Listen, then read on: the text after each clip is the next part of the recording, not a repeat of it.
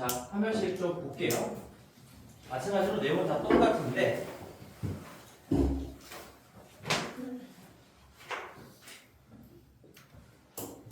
자, 우리가 뭐 개수들 A, B, C가 다 실수라는 가정하에 이 2차 방정식의 근해 공식을 썼을 때 그 루트 안쪽 부분이 양수냐 0이냐 음수냐에 따라서 근의 형태가 달라진다라고 얘기했었죠. 양수면 서로 다른 두 실근이고요. 0이면 서로 같은 두 실근이 나오는 거고 음수면 중학교 버전에서는 근이 없다라고 했습니다. 기억나는 거죠? 다시 한번 써볼게. 우리 AX제곱 더하기 BX 더하기 C는 0이라는 2차 방정식이 있고요. 0이 아닌 그리고 A, B, C는 실수라고 해볼게요. 그러면 얘는 우리가 근의 공식 정리하는 건 생략하도록 하고 2A분의 마이너스 B 플러스 마이너스 루트에 B제곱 마이너스 4AC가 되면서 루트 안쪽에 있는 B제곱 마이너스 4AC 얘의 값의 부호에 따라서 요 근이 실근이냐 허근이냐 아니면 같냐 이런 것들이 결정되기 때문에 얘를 따로 빼서 D라고 이름을 붙이고요. 요 놈은 B제곱 마이너스 4AC로 계산하는 거다. 중학교 내용이랑 똑같습니다. 그래서 지금 우리가 이 두 가지 버전으로 정리를 좀 해볼 건데 자, 얘가 0보다 크다. 물론 여기에 짝수 근해 공식도 있고요. 짝수 근해 공식에 따른 짝수 판별식도 마찬가지겠죠. 4분의 T도 마찬가지입니다. 뭘로 계산을 하든 얘가 0보다 크냐 같냐 작냐에 따라서 근의 형태가 결정이 되는 거고요. 근의 형태. 근데 우리 이제 중고등 과정을 다 같이 공부하고 있으니까 내가 이제 총정리를 한번 해볼게요. 중등 버전, 고등 버전으로. 자, 근의 형태인데요. 근의 형태.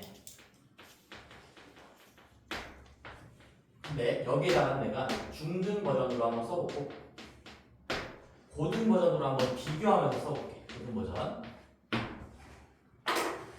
자, 뭔 차이인 거야? 얘는 중등보다는 수의 체계가 우리 실수체계 하 실수체계 안쪽에서만 논다라는 얘기고요. 얘는 복소수 체계의 하인 거죠. 복소수 체계의 하인 거니까 그 두 개 때문에 멘트가 살짝 달라진다라는 걸 기억하시면서 써보자. 우리 자 0보다 크면 얘가 0보다 크면 어차피 실수고 플러스 얼마 마이너스 얼마의 실수가 붙는 거니까 서로 다른 두 근이라고 했었죠. 이번엔 내가 중등 교재에 있는 거 똑같이 한번 써볼게. 그냥 서로 다른 두 근이라고 부르지.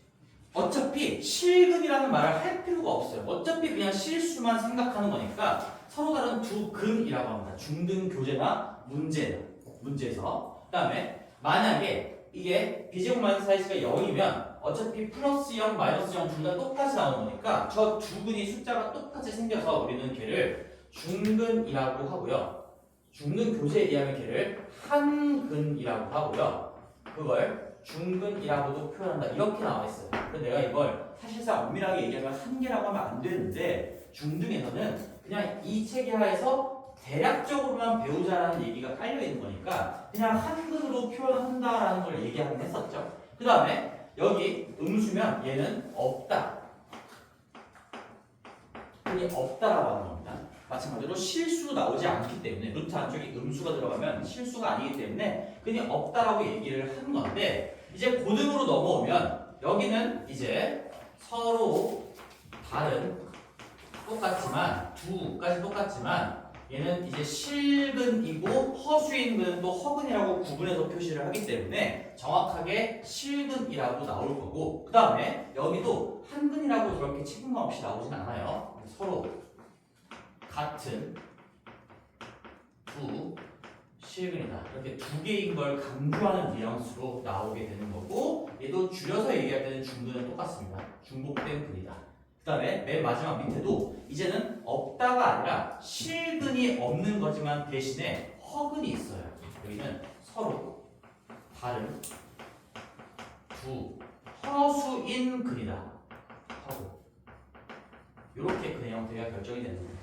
루트 안쪽에 음수가 들어있다는 건 여기 안쪽에 음수가 된다는 건 이 루트 부분이 몇 i라고 표시가 된다는 얘기니까 i를 머금고 있는 수가 서로 다르게 두 개가 나올 수밖에 없겠지. 그래서 우리는 그 형태를 서로 다른 두 허근이다라고 표현을 하는 거야.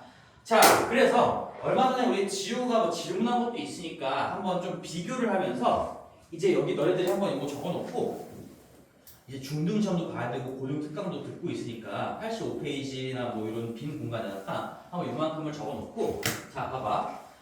중학교 때는 판별식이 0이면 이걸 두 개로 생각해야 됩니까? 하나로 생각해야 됩니까? 문제가 나오면 안 되기는 하는데 만약에 나온다면, 만약에 중학교 문제에서 나온다면 한 개로 생각하세요. 교과서, 중등 교과서는 일단 그렇게 돼 있기 때문에 개수를 한번 정리해 줄게요. 얘는 실근이 두 개인 거고 얘는 일단 한 개라고 생각하는 거야. 중학교 때는. 그리고 얘는 실근만 보는 거니까 0개라고 생각해야 되는 거지. 여긴 근의 개수입니다. 물론 실수책의 하에서만 다룰 거니까 실근의 개수라고 얘기하는 거겠죠. 두 개, 한 개, 0개라고 생각하고 문제를 푸는 거예요. 중학교 문제에서는. 근데 고등 과정에서는 얘도 두 개고 얘도 두 개인 거고 얘도 두 개인 거고 이런 차이가 좀 있어요. 고등 과정으로 넘어오면 n차 방정식의 근은 무조건 n개야. 복소수, 허근까지 생각을 하는 거니까 무조건 4개인데 중등 과정에서는 실근만 근으로 인정하고 심지어 두 개가 같게끔 보이는 걸 그냥 두 개가 아닌 한 개로 표기를 하기 때문에 두 개, 한 개, 0개로 생각하시는 거예요. 중등 문제도. 이렇게 구분이 되어 있으면 이제 시험 때랑 우리 고등 선행 때 헷갈리지가 않겠죠.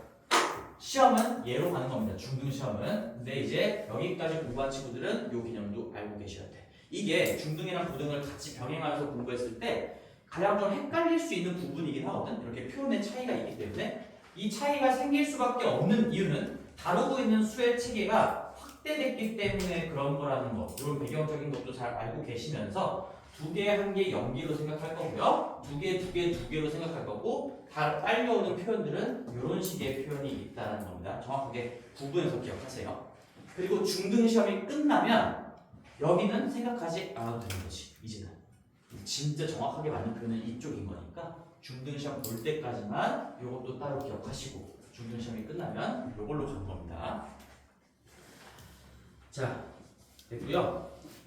요거 정리해 놓으신 분들을 밑에 근의 판별 해가지고 판별식이 보다 크면 같으면 작으면 다 나와 있고 그 다음에 요런 얘기도 했었죠?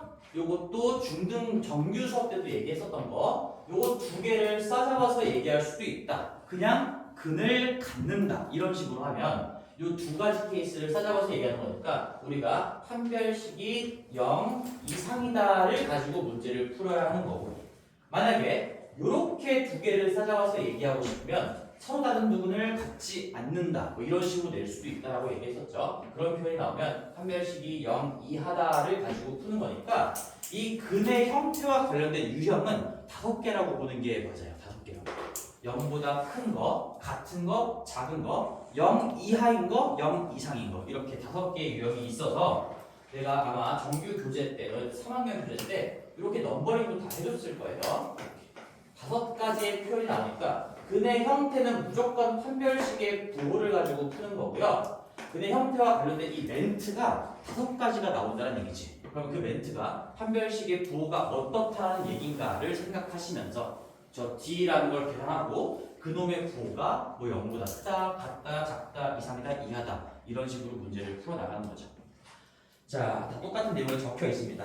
그래서 여기 밑에 동그라미 3번 2차 방정식, 2차식이 완전 제곱식이 될 조건 마찬가지로 똑같은 얘기예요. 요거 얘기하는 거죠. 우리가 중근을 갖는다. 2차 방정식이 중근을 갖는다. 판별식이 0이다. 무언가의 1차식의 완전 제곱식 형태로 정리가 된다. 요거 3개는 다 똑같은 말이라고 했던 거. 얘도 내가 중등 교재에도 정리를 해놨습니다. 그게 밑에 3번에 써져 있는 거고요. 이 3개는 세트라고 기억을 할 수 있어야 돼요. 그만큼 3개는.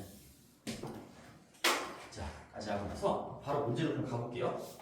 내용이 다 똑같아서 더 이상 뭐 내가 추가적으로 할 거는 그냥 이렇게 비교해서 다 마지막 정리해 주는 거 요거밖에는 할 게 없었고 다음 페이지 86페이지에 문제를 한번 가볼게.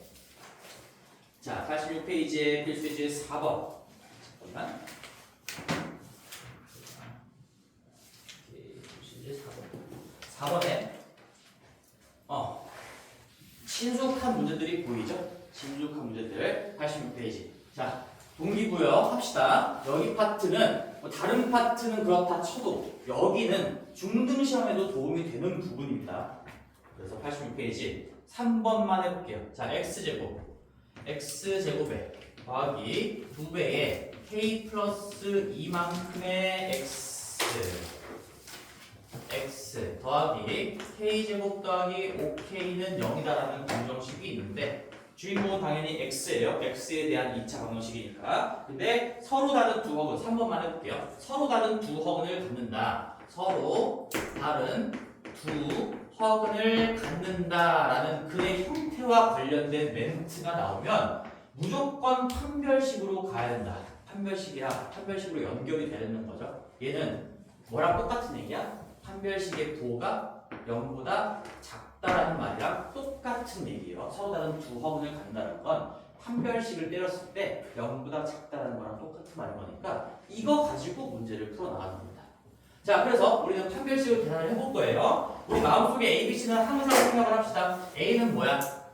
1이야. B는 이거 통째로 2K 플러스 4인 거죠. 전개까지 한다고 치면 2K 플러스 4인 거고 C는 K제곱 더하기 5K. 이런 식인 거예요. 중등과 고등의 차이는 물론 그냥 멘트 자체가 조금 바뀐 것도 있기는 했지만 살짝 더 복잡한 형태들이 나온다는 얘기지. 뭐 개수의 어떤 새로운 K에 대한 어떤 2차식이 들어가 있던가 이런 정도의 차이가 있을 거고 푸는 방식 자체는 다 똑같은 거지. 개념이 똑같기 때문에. 따라서 이 1차항 개수가 2를 머금고 있죠. 여기 2 가지고 있으니까 짝수 판별식으로 가면 되겠죠. 짝수 판별식을 써보시면 요거 B의 반띵 K 플러스 2의 제곱에다가 마이너스 AC인 거니까 1하고 얘랑 곱해서 빼주면 K제곱 더하기 5K를 그냥 빼주면 되겠네.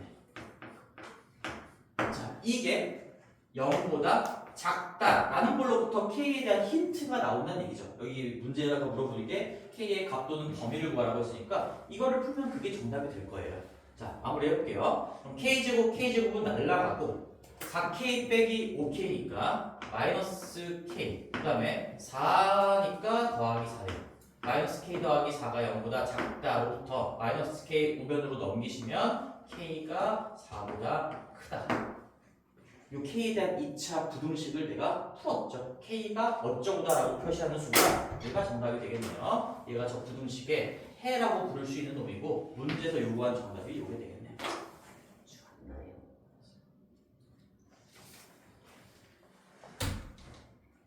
그치? 신경 쓰지 말고 그대로 하면 되니까 87페이지 가볼게요.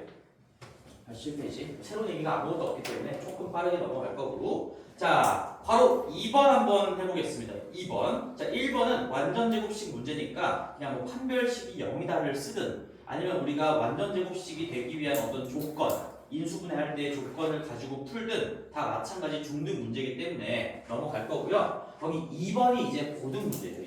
2번은 자 2번을 봅시다. 2번 자 x에 대한 2차 방정식 잘 집중해서 보세요. x에 대한 2차 방정식 마이너스 2에 k-a의 x 그 다음에 더하기 k의 제곱 더하기 a의 제곱 마이너스 b 더하기 2는 0이다. 난리가 났죠? 근데 이렇게 문자가 마구잡이로 등장을 해도 그 기초가 탄탄해야 돼. 여기서 주인공은 누구야? x예요. x. 이거 x제곱 어쩌고 x 어쩌고 꼴인 겁니다. 여기에 있는 1이나 마이너스 2의 k-a나 k제곱 더하기 a제곱 빼기 b 더하기 1은 다 상수들인 거지. 개수들인 거죠. 최고차항 개수, 1차항의 개수, 상수항, 0차항의 개수 이렇게 포진되어 있는 거니까 자, 근데 그 다음에 실수 k의 값에 관계없이 항상 밑줄 치세요. 실수 k의 값에 관계없이 항상 자 내가 너희들이 지금 특강 복습을 얼마나 잘하고 있는지 모르겠으나 이거 봤을 때 아무것도 안 느껴지면 그건 좀 문제가 있습니다. k의 값에 관계없이 항상 요거 우리가 항등식 파트에서 항등식 뉘앙스라고 내가 얘기했었죠. 어떠한 k의 값에 대해서도 k의 값에 관계없이 항상 임의의 k 값에 대해서 이런 표현들은 다 k에 대한 항등식 뉘앙스인 거고요. 거기가 k의 값에 관계없이 값에 그냥 k 항등식이라고 써볼게요. 이 문제는 k 항등식 문제인 건데 그 다음에 k의 값에 관계없이 항상 뭐를 갖는데? 중근을 갖는다. 그럼 한번 우리 항등식 문제를 복습을 해보면 자 항등식 뉘앙스가 나오면 앞에 틀리게 돼 있는 거예요. 항등식 뉘앙스가 나오면 플러스 아마 어떤 등식이 나오거나 조건이 나올 거예요. 그럼 등식이 나오면 땡큐인 거지. 그럼 이 등식이 그냥 그 놈에 대한 항등식이라는 얘기니까 얘는 문제가 안 되는데 항등식 뉘앙스 다음에 어떤 조건이 나오면 이 조건을 반영한 등식을 만들어내야 돼. 이 조건을 반영한 얘를 반영한 등식을 만들어내야 해요. 그렇게 만들어낸 등식이 주인공은 K라고 잡아볼게. K에 대한 항등식 뉘앙스가 나왔는데 조건이 나왔어. 그럼 그 조건을 반영한 등식을 만들어내시고 그 등식이 K에 대한 항등식이다라는 걸 이용하는 겁니다. 그거 앞에 우리 항등식 파트에서 배웠던 개념인 거고 이제는 고등과정이니까 이 항등식 내용이 2차 방정식이랑 접목되면서 문제가 출제가 되는 거죠. 그래서 이 2번이 굉장히 중요한 유형이에요. 고등에서만 볼 수 있는, 고등부터 볼 수 있는 새로운 유형이라고 할 수가 있죠. 항등식의 개념을 2차 방정식에 접목시킨다. 자, 잘 따라오세요. 그래서 얘는 분명히 K에 대한 항등식, K 항등식 뉘앙스가 나왔고 K의 값에 관계없이 항상 이렇게 나오는 순간 K 항등식인데 문제는 그 뒤에 등식이 안 나와 있어. 대신에 뭐가 나와 있지? 중근을 가질 때. 중근을 가질 때도 밑줄 한번 쳐보시고 거기다가 조건이라고 적어볼래? 조건. 앞에다가는 K 항등식 뉘앙스 적어놨을 거고요. 그 다음에 중근을 갖는다. 거기다가 밑주시고 조건이라고 적어놓으세요. 그럼 그 조건을 반영한 등식을 만들어내야 되는데 우리는 이미 그 등식이 뭔지 알고 있어요. 중근을 갖는다랑 똑같은 표현은 판별식이 0이다요. 중근을 갖는다에 수학적으로 똑같은 표현은 판별식이 0이다니까 결론적으로 무슨 말이냐? 이 2차 방정식에 판별식의 결과가 0이다라는 이 등식이 K에 대한 항등식이다 이런 거예요. 판별식은 0이다라는 이 등식 이게 우리 중근을 갖는다는 조건을 반영한 등식인 거야. 그 등식이 K에 대한 항등식이다 이런 얘기겠죠. 자 그럼 해볼게요. 이제 K에 대한 요 항등식을 직접 등식을 구해봐야 되는 거니까 판별식 써보자. 이쪽에다 써볼게요. 1차항이 2 가지고 있으니까 짝수 판별식으로 가시는 게 숫자의 스케일을 낮출 수가 있겠구나. 그래서 짝수 판별식은 요거 반띵의 제곱이니까 어차피 여기 마이너스는 신경 쓸 필요가 없어요. 제곱할 거니까 반띵한 다음에 k-a의 제곱으로 갈 거고요. 그 다음에 마이너스 ac인데 a가 1인 경우니까 지금 요만큼을 통째로 c라고 생각하고 빼주는 거지. 그래서 괄호치고 k제곱 더하기 a의 제곱 마이너스 b 더하기 1 이게 0이다. 판별식이 0이다. 중근을 갖는다라는 걸 반영한 등식은 정확하게 얘를 얘기하는 거야. 중근을 갖는다라는 거랑 똑같은 의미의 어떤 등식은 이 등식을 얘기하는 거죠. 등호가 들어가 있죠. 이거 등식입니다. 등식. 근데 얘가 뭐에 대한 항등식이라고? 이게 K에 대한 항등식이다. 그런 얘기예요.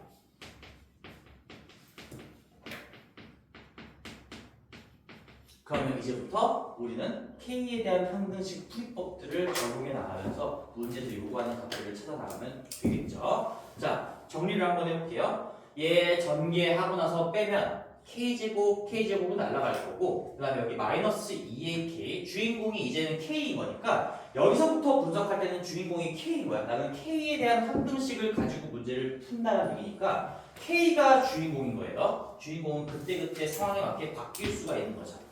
마이너스 2의 K 그 다음에 여기 A제곱 빼기 A제곱 날아갈 겁니다. 그리고 더하기 B 빼기 1 플러스 B 마이너스 1은 0이다. 식 정리하시면 이렇게 나올 건데 이게 K에 대한 항등식이야. 그러면 우리가 한 변이 이렇게 는형으로 정리가 돼 있어. 그럼 푸는 방법은 정해졌다 그랬지? 이게 k에 대한 항등식이려면 모든 개수들이 싹 다 0이어야 돼. 그래서 내가 이 개념을 설명할 때 이게 잘 머릿속에 안 들어오면 항상 생각을 해봐. 만약에 k 더하기 1은 k 더하기 1이다. 이런 게 k에 대한 항등식이라는 얘기죠.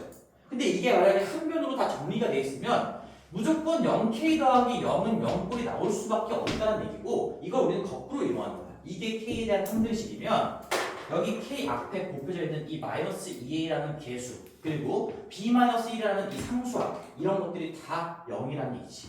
얘도 0이고 얘도 0이라는 거야. 이게 항등식의 풀이법 중에 기본이 되는 내용이에요. 따라서 마이너스 2a가 0인 거니까 a는 0이었구나. 그리고 b 빼기 1도 0이니까 b는 1이었구나. a랑 b 값이 이렇게 밝혀지게 되는 겁니다. 굉장히 중요합니다. 이 2차 방정식뿐만 아니라 항등식 문제는 어떤 파트에서도 갑자기 튀어나올 수가 있어. 그래서 앞에다가 정리가 되어 있겠지만 요거를 다시 한번 좀 생각을 했으면 좋겠어요. 요 내용. k에 대한 항등식 뉘앙스가 나왔다. 그러면서 등식이 나오면 아주 쉬운 문제가 되겠죠? 이 등식이 그냥 k에 대한 항등식이라는 얘기구나. 근데 등식이 안 나오고 어떤 조건이나 말 같은 것들이 나왔어. 지금 문제 같은 것처럼 k에 대해서 항상 중근을 갖는다. 이런 식으로 말이 나왔어. 그러면 그 말을 담아내는 등식이 뭔지를 스스로 체크를 하시고 그 등식이 k에 대한 항등식이다라는 걸로부터 문제를 풀어나가야 되는 거죠. 이번 연습을 좀 많이 하셔야 돼요. 여기 필수 예제 5번에 2번은 정말 중요한 겁니다. 이거를 5번, 6번 반복해서 풀어도 충분하니까 다른 거 뭐 많이 풀어볼 생각하지 말고 2번하고 연습 한 번 더 하고 싶은 친구들은 밑에 5-1번에 2번도 똑같은 문제가 하나 더 있죠? 그 두 개를 계속 반복해서 풀어보세요. 정말 중요해. 많이 중요해요. 그리고 이런 거 푸는 것보다도 이런 것들이 머릿속에 정리가 되어 있는 게 더 중요한 거지. 이게 정리되어 있으면 문제도 풀 수가 있는 거고 정리가 안 되어 있으면 문제도 못 풀겠지. 이런 거지. 자, 87페이지였고요. 다음 페이지 이제 끝났어요. 다음 페이지 가서 90페이지로 할게요. 90페이지. 오늘 우리 여기까지 하면은 2,000원씩까지 끝낼 거니까 여기까지가 마지막인데 자, 또 반가운 것들이 막 보입니다. 자, 볼까? 우리 제목들을 볼까? 90페이지의 첫 번째 박스 뭐라고 나와 있지? 2차 방정식의 근과 계수와의 관계. 자, 이것도 원래 중등 과정이 아니야. 그래서 중등책이 없었기 때문에 내가 그냥 근과 계수와의 관계를 따로 가르쳤던 거고 고등 때 어차피 배우기도 하고요. 내가 내 자랑하려고 가르친 게 아니라 나 고등 수업하는 사람이다 이런 걸 어필하려고 가르친 게 아니라 이걸 알고 있으면 중등 시험을 볼 때도 굉장히 좋아. 실제로 중등에도 도움이 되기 때문에 정규 때도 가르쳐 놓은 거고 지금 너희들은 특강을 하고 있으니까 이걸 실제로 고등학교 교재에서 다시 한번 구경하게 되는 거죠. 근과 계수와의 관계는 무조건 알고 계셔야 됩니다. 그리고 밑에 이제 근과 계수와의 관계에 두 가지 의미가 있었죠. 두 수를 근으로 하는 2차 방식. 방정식을 거꾸로 작성할 때도 근과 계수와의 관계를 알고 있으면 작성까지 할 수 있다. 이런 얘기를 했었는데 다시 한 번만 간단하게 개념 복습 좀 해볼게요. 새로운 내용이 아무것도 없기 때문에 복습만 좀 해보자. 우리가 자 예시로 써볼게. 예시 x제곱 마이너스 3x 더하기 5는 0이다. 얘는 일부러 내가 인수분해 안 되게 썼죠. 인수분해 안 돼요. 그러면 요 방정식의 두 근을 알파랑 베타라고 했을 때 적어도 나는 저 개수들만 가지고도 저 두 근의 합이랑 곱은 바로 파악할 수가 있다는 얘기야. 그래서 우리는 알파 더하기 베타 두 근의 합은 예분의 예의 부 반대로 바꾼 거니까 3이고 알파 베타는 최고차항 계수분의 상수항이니까 5다. 이렇게 얻을 수가 있는 거죠. 그래서 복습을 한 김에 총정리를 해보면 봐봐. 우리가 문제에서 어떤 방정식이 나와있고 두 근을 알파, 베타라고 표현을 하는 순간 내가 쓸 수 있는 힌트가 총 4가지. 기본적으로 4가지야. 이 2가지 말고 또 뭐 있을까? 이거 알파가 근이라며, 베타가 근이라며. 이거 알파 여기다가 집어넣어서 만들어진 등식, 즉 알파 제곱 마이너스 3알파 더하기 5는 0이다 라는 이 등식도 내가 쓸 수 있는 힌트가 된다는 얘기죠. 이것도 참이란 얘기고 베타도 근이라며.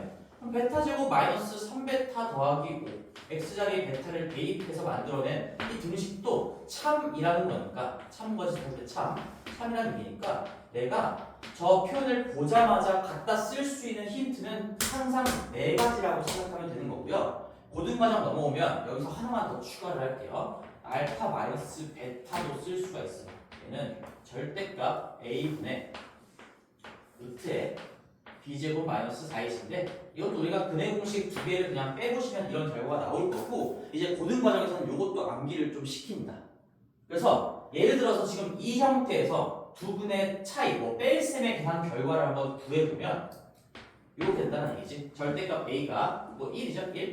1분의 루트에 b가 마이너스 3이니까 제곱하면 9고요. 빼기 4ac 하면 마이너스 20이니까 이 마이너스 11이 나와. 그래서 얘는 루트의 11i가 된다는 거야. 알파랑 베타를 뺄셈으로 연결하면 루트 11i가 되는구나. 뭐 저 알파 베타가 둘 다 허근이었나 보다 이런 얘기겠죠. 실제로 판별식을 써봐도 우리 판별식을 써봐도 d라는 게 지금 9-20인 거니까 얘가 음수가 나온다는 걸 확인할 수가 있고 이 알파 베타는 서로 다른 두 허근이었구나. 그러니까 빼기를 했을 때 이렇게 뭐 어떤 i꼴이 나오는구나 이런 걸 생각해 볼 수가 있겠네요. 그래서 거기 근과 계수와의 관계 알파 더하기 베타는 마이너스 a분의 b, 알파 베타는 a분의 c가 적혀 있는데 이제는 고등과정에서는 요거까지 좀 기억을 해주셔야 되는데 책에 없어요 그게. 그래서 알파 마이너스 베타는 절대값 a분의 루트의 b제곱 마이너스 4이시다. 이것도 좀 기억을 해주셔야 됩니다. 그리고 저거는 중등 때도 알고 있으면 무조건 좋겠죠. 중등 때 시험 때도 만약에 내가 알파 마이너스 베타도 바로 구할 줄 안다. 그러면 더할 나위 없이 좋겠지. 한 번만 더 연습을 해볼게요. 우리가 실근이 나오는 케이스로 한번 만들어보자. x제곱에 마이너스 7 물론 6x 플러스 4 정도로 할까요? 는 0이다. 자, 그래서 요놈의 두 분을 알파, 베타라고 한다면 일단 이 근이 실근인지 허근인지 뭐 궁금하진 않지만 판단을 한번 가볍게 해보면 짝수 판별식을 썼을 때 9-4니까 이게 0보다 크면서 아 이거 서로 다른 두 실근이겠구나 이런 것들도 체크할 수가 있는 거고요. 그 다음에 이 알파, 베타와 관련된 관계식을 5가지를 뽑아낼 수가 있는 거예요. 천천히 해볼게요. 당연히 두 분의 합 제일 먼저 판단할 수 있는 거 마이너스 2분의 a니까 6이고 하나. 그 다음에 두 분의 곱이 1분의 4니까 두 분의 곱이 4다. 2개. 그 다음에 알파 마이너스 베타를 계산하시면 플러스 달고 있는 거에서 마이너스 달고 있는 걸 뺐을 때 얘는 절대값 a 1분의 루트에 요거의 제곱 b제곱 마이너스 4ac. 참고로 이거 b제곱 마이너스 4ac를 내가 판별식이라고 안 쓰는 이유는 말 그대로 b제곱 마이너스 4ac야. 이렇게 2를 가지고 있다고 해서 너희들 여기를 뭐 짝수 판별식 형태로 바꾸면 안 된다는 얘기예요. 말 그대로 b제곱 마이너스 4ac입니다. 36 빼기 16이니까 이게 20이 된다는 얘기고요. 얘는 2루트 5가 될 거예요. 아, 두 분의 차는 2루트 5겠구나. 두 분의 뺄셈의 결과는 2루트 5겠구나. 세 가지 정보 아주 빠르게 캐치할 수가 있고 그 다음에 알파랑 베타가 근이라고 했으니까 x 자리에 알파를 넣어서 만들어진 등식도 얻어낼 수가 있겠죠. 알파 제곱 마이너스 6 알파 더하기 4는 0이다라는 이 관계식이랑 베타 제곱 마이너스 6 베타 더하기 4는 0이다라는 관계식 총 5가지입니다. 중등 시험에도 이 마인드가 장착이 되어 있으면 굉장히 좋아요. 2차 방정식의 두 근이 문자로 표현되는 순간 내가 이 개수들만 다 알고 있으면 바로 얻어낼 수 있는 정보가 5가지다. 5가지예요. 5가지. 합, 곱, 차. 물론 얘는 요거는 내가 차라고 얘기하는 게 좀 조심스러운 게 만약에 이게 허근이 나오면 이 허근끼리는 차라고 얘기를 안 해요.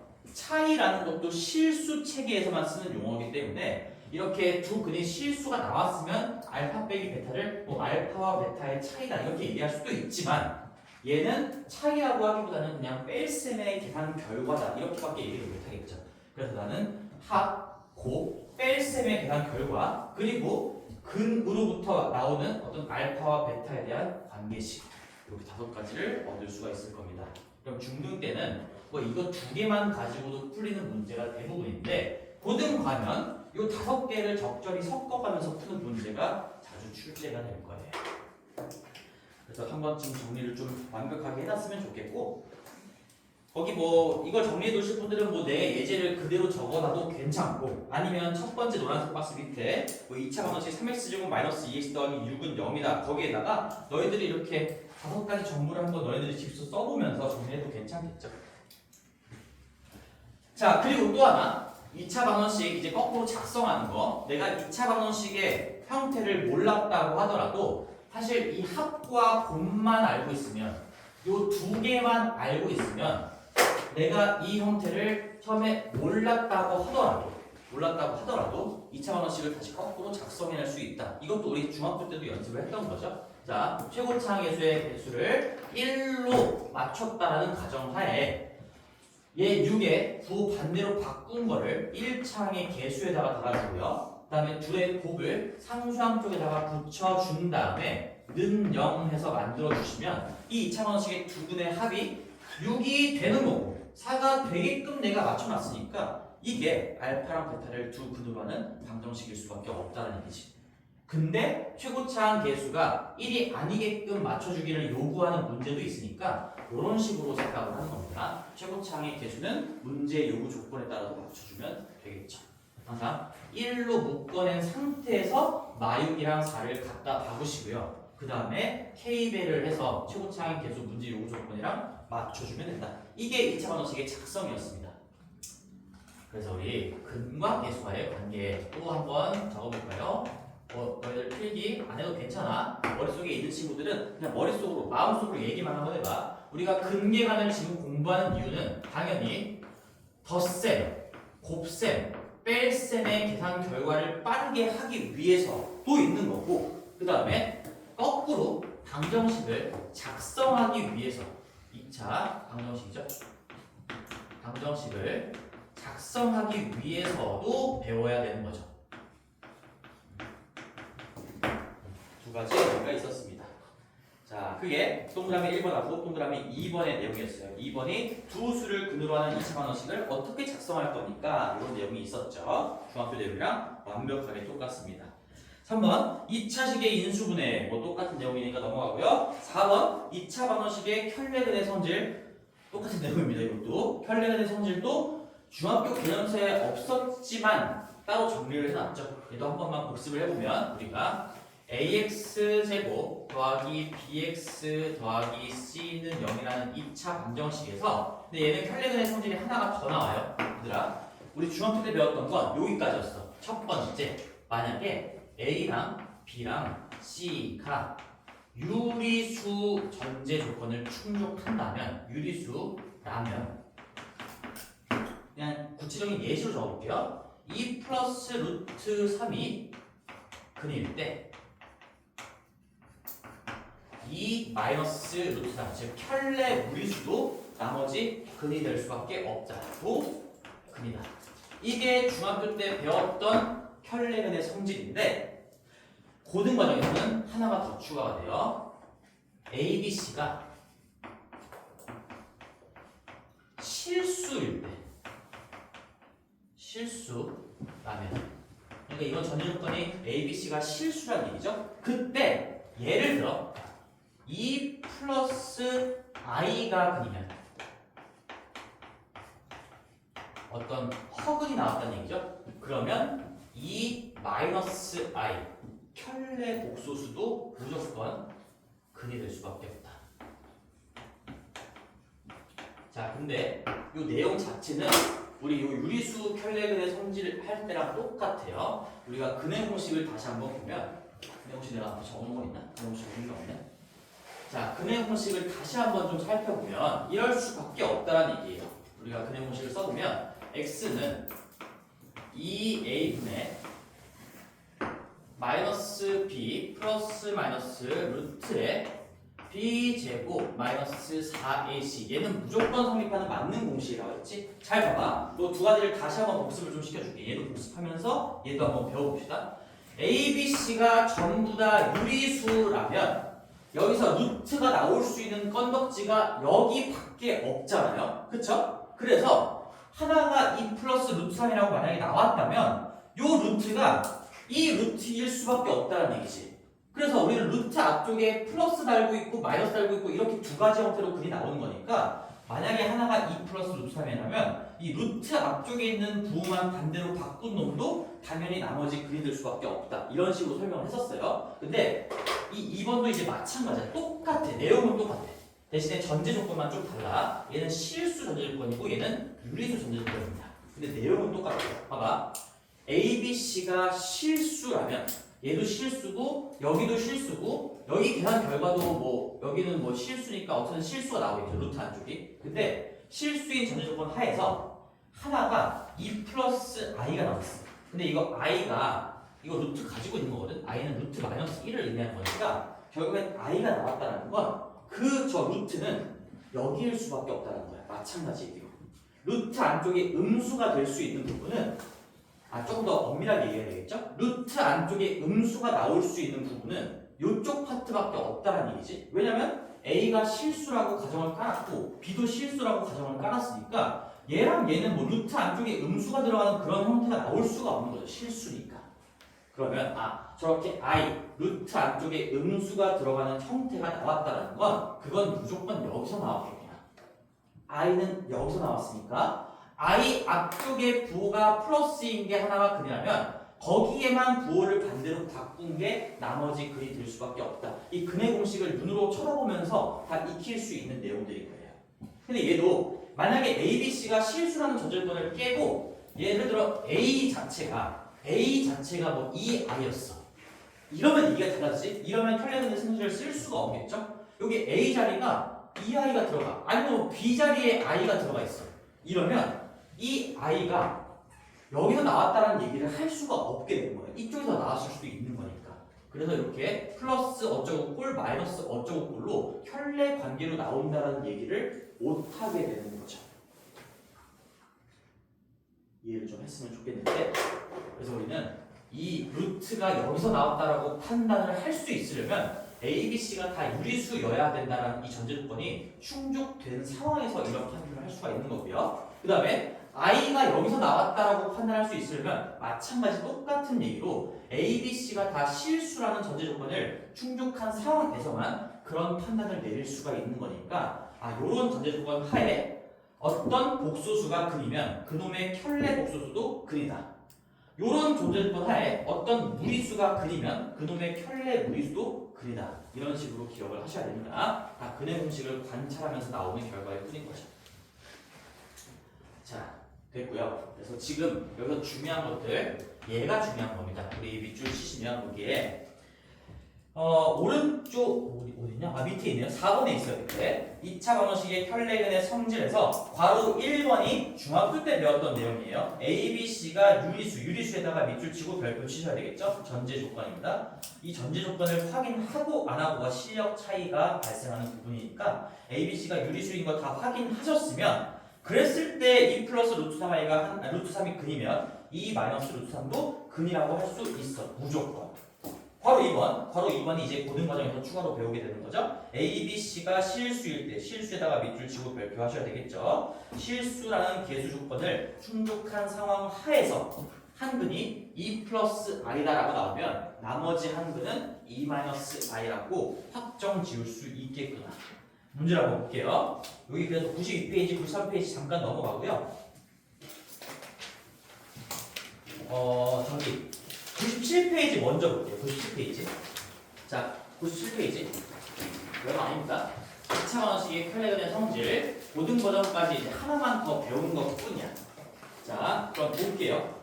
거기 1번을 봅시다. 97페이지에 바로 1번 보면 x제곱 더하기 ax 플러스 b는 0이라는 2차 방정식이 있는데 한근이 이렇게 2 빼기 루트 2라는 무리수 근으로 나왔어요. 이걸 줄여서 무리근이라고 부르죠. 그러면 생각을 해야 돼. 무리근이 하나가 제시가 됐네? 이거 켤레근의 성질을 적용할 수 있는 상황인가? 라고 잠깐 생각을 한 다음에 그 다음에 확인해야 될 게 뭐야? 전제 조건이야. 켤레근의 성질을 쓸 수 있으려면 이 전제 조건이 충족이 되어 있어야 된다는 얘기고 거기에 유리수 A, B라고 나와 있어요. 문제에서 유리수 A, B의 값을 구해보라고 했으니까 자 1도 유리수야. A랑 B도 유리수라고 문제에서 얘기를 해줬죠. 전부 다 개수가 다 유리수네. 아, 혈내근의 성질을 쓸 수 있는 상황이야. 따라서 나머지 항변은 2 플러스 루트 2예요. 여기까지 뭐 중학교 문제랑 똑같은 거죠. 아, 그래서 혈내근의 성질을 이용할 수 있는가? 확인됐으니까 아, 나머지 하나가 얘구나. 그럼 이제 A, B는 어떻게 구할까? 근과 개수와의 관계 쓰시면 되겠죠. 두 근 다 밝혀냈으니까 자, 두 근의 합, 요 두 개 실제로 더해보면 얼마야? 합이라고 써볼게요. 두 근의 합은 4입니다. 근데 그건 근과 개수와의 관계에 의해서 무조건 예분의 예 부호 반대로 바꾼 거 마이너스 a가 되어야만 해. 반드시. 그러니까 우리가 찾고 있던 a의 값은 마이너스 4였구나. 이렇게 처리할 수가 있고 두 근의 곱을 가지고 b도 한번 분석을 해볼게. 얘도 계속 중학교 문제인 겁니다. 요거 두 개 곱하면 요거 편례 관계니까 이거 합착꼴이지. 계산이 쉬워요. 4 빼기 2니까 곱은 2일 거고요. 그건 근계관에 의해서 1분의 b입니다. 우리 마음속에 a, b, c. 우리 마음속에 a, b, c. 최고차분의 상수항이니까 끝나네요. b가 2고요. a가 마이너스 2. 이렇게 푼다는 거지. 자, 그 다음에 바로 2번도 이어서 한번 해볼게요. 2번이 이제 고등에서 새롭게 배우는 유형이긴 하지만 내용 자체의 본질은 똑같습니다. x제곱에 마이너스 ax 더하기 b는 0이다 라는 놈에 한 근이 1 마이너스 2i라고 허근으로 제시가 됐어요. 허근으로. 그러면 여기에서 보자마자 혈내근의 성질을 적용할 수 있을까라는 의심. 확정지면 안 돼. 의심이야. 이게 아니게 되는 문제들도 있으니까 꼼꼼하게 체크를 해야 돼요. 얘가 한 근일 때 여기 i 앞쪽에 즉 허수부의 부호만 반대로 바꾼 놈이 나머지 한 근이다라고 얘기를 하려면 전제 조건이 충족이 되어 있어야 돼. 개수들이 전부 다 실수여야 돼요. 근데 문제에서 실수 A, B라고 했고요. 여기 앞에 있는 1은 이미 실수인 거죠. 실수야, 얘도 실수야, 얘도 실수야. 아, 혈내근의 성질을 쓸 수 있구나. 따라서 1-i가 근면 1 플러스 i도 근이 맞습니다. 무조건 근이에요. 두 개를 다 찾아냈으니까 마찬가지로 첫 번째 문제랑 똑같이 풀면 되겠죠? 이거 두 개 합한 거 2네요. 실수부의 2배가 될 수밖에 없지. 자기와 자기의 혈내를 합치면 실수부의 2배가 될 수밖에 없다. 답은 2인데 그건 근과 개수와의 관계에 의해서 예분의 예 부호 반대로 바꾼 거니까 A. A가 2다 바로 나왔네요. 그 다음에 곱도 한번 해보시면 혈내끼리의 곱이니까 이거 뭐야? 계산 결과? 이거 둘이 곱하면 얼마야? 저번 시간에도 얘기했고 아까도 또 정리해줬죠? 혈내끼리 곱하면 실수부 제곱, 허수부 제곱의 합입니다. 1하고 4 더하는 거니까 5예요. 머릿속에서 전개하고 있으면 안 돼. 5고요. 1분의 b랑 똑같아야 되겠지. 근계관에 의해서. 그래서 a는 2고 b는 5구나. 밑에 정답이 나와 있을 거고요. 자, 요런 문제입니다. 그래서 얘가 추가가 되기는 했는데 그 어떤 내용의 설명적인 부분이나 어떤 문제에 적용하는 방식 자체는 그냥 요 1번 케이스 중등 때 배웠던 요 내용이랑 똑같은 거니까 잘 한번 다시 복습을 해보시고 이건 중등 문제를 위해서라도 공부를 더 열심히 하셔야 됩니다. 그리고 엄밀히 얘기하면 요 혈내근의 성질도 뭐 교재에 어떤 정식적인 교재에 나와 있지는 않아요. 어떤 교재에 나와 있고 어떤 교재는 안 나와 있는데 중등 교재는 얘가 나와 있는 것도 있고 안 나와 있는 것도 있지만 어쨌든 고등에서는 둘 다 배우기 때문에 얘는 좀 알고 계셔야 되고 그리고 이걸 알고 있으면 1번 같은 경우에는 중등 시험에도 굉장히 도움이 되는 거니까 뭐 어떻게 생각을 해도 무조건 공부를 잘 해야 되겠죠? 몇 시까지? 시간을 촬영 시 4시 56분? 오케이. 우리 여기까지 하고 그 다음에 거기 잠깐만 얘기만 좀 할게. 필수예제 5번이랑 4번이랑 3번인데 4번 일단 하지 마세요. 나머지는 숙제로 내가 중등이랑 똑같아서 그냥 내줄 거거든. 필수예제 1번, 2번, 3번, 5번은 중등 내용이랑 완벽하게 똑같아. 문제들이. 근데 필수예제 4번은 일단 하지 마. 요 다음 시간에 4번부터 시작을 할 거니까 숙제는 97페이지까지고요. 개념서 97페이지까지 체크해 주시고 그 다음에 우리 유형서 문제 또 불러주겠다. 유형서 문제. 저번에 복소수도 내가 숙제를 유형서 안 해줬죠? 그래서 거기서부터 한번 불러줄 겁니다. 자, 26페이지 펴보시고 26페이지. 자, 26페이지부터 문제 번호 불러줄 테니까 쭉 한번 풀어보세요. 자, 26페이지에 2번. 26페이지 2번 유형서. 너 책 안 갖고 왔으면 일단 적어놔. 26페이지부터 쭉 부를 거예요. 2번. 그 다음에 오른쪽이지. 5번.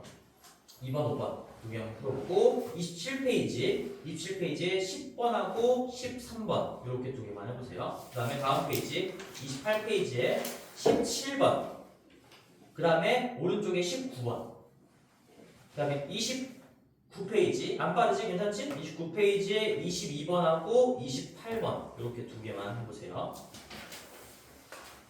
그 다음에 다음 페이지 30페이지로 넘어와서 29번, 30번 29번, 30번, 그 다음에 33번 그 다음에 오른쪽 페이지로 넘어가서 37번, 39번, 42번 37, 39, 42입니다.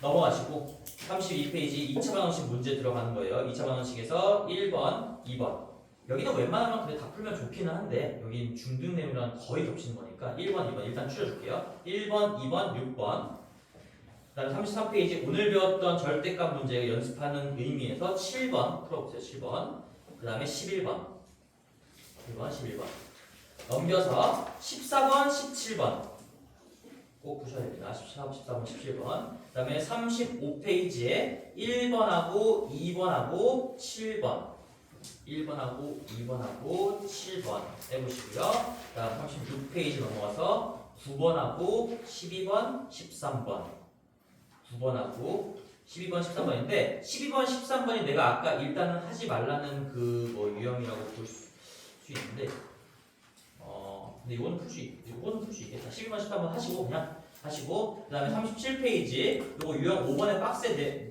담겨져 있는 내용도 우리 중등 교재에서 했던 내용입니다. 두 분의 관계가 나와 있을 때 문자를 하나만 써도 됐다 이런 얘기가 써져 있는 거고요. 15번, 19번 이렇게 두 개만 풀어보세요. 15번, 19번 그 다음에 다음 페이지 마지막 페이지인데요. 유형 6번 또 이것도 익숙하죠? 잘못 보고 푼 2차 방정식 21번만 풀어보세요. 21번 그 다음에 유형 7번은 하지 말고 그 다음에 유형 8번하고 9번에서 27번하고 31번 이렇게 두 개만 하시면 됩니다.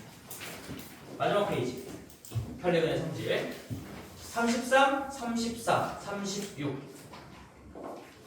40페이지 33, 34, 36 그렇지. 이렇게 하면은 딱 30문제 좀 안 될 거거든? 30문제 정도만 하면서 중등도 복습할 겸 고등도 공부할 겸 고생하셨습니다.